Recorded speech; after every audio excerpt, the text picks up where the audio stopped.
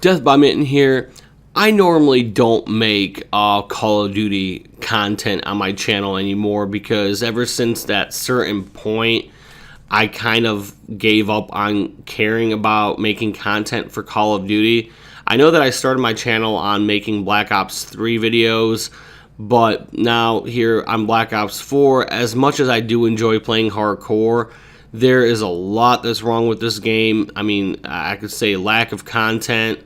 There's just too many things that kind of throw you off of playing this game. And plus, there's much better games, new games that came out, and then games that are just good that have existed for a good amount of time, like Rainbow Six Siege, which I very much enjoy playing, which I will be making more content with it.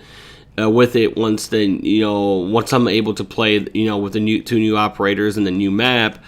But I wanted to kind of talk about Call of Duty and the state of Call of Duty, and just basically like how this new operation really didn't hit any sweet spot, didn't bring many players back, because as of yesterday when I managed to download it, I was not able to join a game. I spent hours trying to join games, and I was not able to join games. I tried last night, wasn't able to join games. I tried this morning, I was not able to join games. And unfortunately, when you do manage to find a game, it's already like, at the end of the first round, because I play hardcore domination, and it's just frustrating. But the things that I notice that really kind of grind my gears, things that really irritate me, you would think that for a AAA title, yeah, I wouldn't have issues getting into games. You would think that with a AAA title, you would not be joining mid-game. You'd be joining more towards the very beginning of a game. It's not that hard to figure out a way for people to join, not, mid-game, or towards an end of a game, but at the beginning of a game. That would be more so something that they should try to do and implement in Call of Duty, because I'm tired of joining late games and then getting destroyed because the team that I join is complete ass and they don't know how to do or play the game, and then I have to basically carry the team. And I've had instances where we managed to, start playing more offensively and was able to get up there in points, but we still lost. And then I ended up being on the top of the team. And it's frustrating to see that, there's such a huge gap between the skill gap is so huge in Call of Duty now that, it's like, I don't know what it is. It's either you play against really super sweaty tryhards, or you play against incompetent players, and it's like, you never know. There are games that I join. Very rarely do I join games where I have a very good, fun, competitive experience. Like the other day before this new operation, I played against some players that I initially thought were very sweaty tryhards, but they were just really good players. It made for a very good, competitive, fun experience, and it really brought the best out of me as a gamer. And I was like, that's what is missing in Call of Duty. That is precisely what is missing. However, you do not want it to be, so competitive that everyone's super fucking sweaty and there is no fun in it, because you want to eventually have that moment of being able to play casually.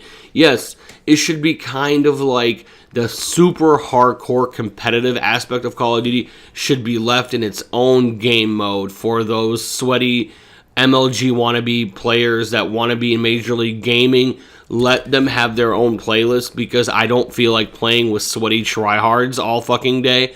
But in the same time, I like to play with people that are competent, that have decent amount of skill where it tests my skills, and I can have a competitive, fun, casual game where, I do have to kind of, not just kind of, like when I play Call of Duty sometimes, I have these moments where I'm like, oh, okay, wow, the game's over. Like, I'm playing, but I'm in autopilot, and I'm just destroying. I'm doing well, and I'm on top of my team, and I'm like, How am I on top of the team? I didn't even notice, really. It's almost like I'm playing, but I'm not there. Like that's the best way that I can describe it. But then, occasionally you get where you have that autopilot, but then you're getting destroyed repetitively a lot, and you're like, oh, okay, now I gotta pay attention because people on the other team are actually coherent and competent people that know how to play the game, but they're not overwhelming where, if you pay attention and you focus just ever so slightly, you can do well still against them. I'm not saying you're going to necessarily win that game, but you can still have a decent KD. You can still, based on your goals and objectives in the game, you can still accomplish them. But that's one of the things that is missing. But the thing that frustrates me the most, with a AAA title, you would think that by now, with this new operation, they would get their hit detection correct, right? But it feels like the hit detection is off or more garbage-like in this operation than it was in the previous one. So I don't know what happened. Did they downgrade or something? Because it feels like the hit detection is just gone. And I don't want to completely shit on, Treyarch, because I do like Treyarch, because one of my favorite Call of Duties of all time was Black Ops 1. If they could go back to, take all the best aspects of Black Ops 1 and make that into their game, they would have a good game. But unfortunately, they want to innovate on certain things but downgrade on others. It's like, what? And that's what it feels like, and it's frustrating. It's almost like I really wish that I had so much money that I could walk into that studio, give them a check, and say, now I make decisions around here. And then the game would be much better. I wish I had the ability to do so, because I would give them several millions of dollars in a check, be like, now I make decisions around here, and this is precisely what you need to do to make this game better. And I'm pretty sure that if they actually listen to the fucking community and to the people that actually have been with the series and the franchise from the very beginning, they would have a good game. But now they're trying to cater to these little unexperienced or cracked out 8-year-olds that don't know anything about first-person shooter games. I'm not trying to dog on younger kids playing this game, but when it comes to that authentic Call of Duty feel that we all miss, we need to start catering to the veterans of the franchise, unfortunately. And like I said, hit detection bad. I can't join fucking games. It's a AAA title, for fuck's sakes. What is happening here? I'm trying my very best to be as respectful and polite as possible towards the developer. I could care less about the publisher. Fuck them. I don't care. They can kindly fuck off, okay? But when it comes to the developer, the people that actually put in the grind, the work to make the game, come on, guys. I know you can do it. But what is happening? I don't understand. Cool. We got a lot of awesome cosmetics in a first-person shooter game that I can't see. Other people can see, but I can't see. So what's the fucking point? Gun camos, yes, that's cool.